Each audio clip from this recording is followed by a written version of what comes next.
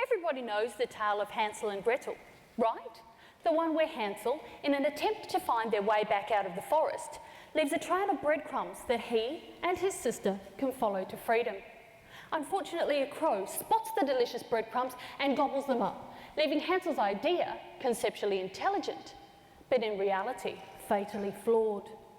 But how do 19th century fairy tales relate to metadata? Well, the trail of breadcrumbs helps those of us not quite so technologically inclined to be able to visualise the concept of metadata. As we travel with our smartphones and other devices from location to location, we drop digital breadcrumbs. These digital breadcrumbs have a purpose. They are used to facilitate communications and enable providers to bill us. Nevertheless, this makes their lifespan somewhat finite. Our metadata is constantly expiring. But what if we could preserve these digital breadcrumbs? What if we could store them away so that government departments could access them?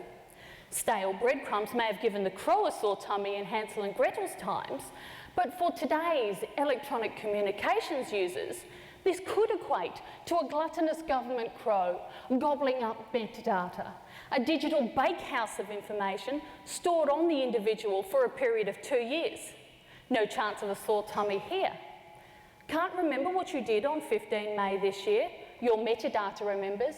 In fact, it remembers with such detail and intricacy that your entire day of movement and interaction could well be recorded.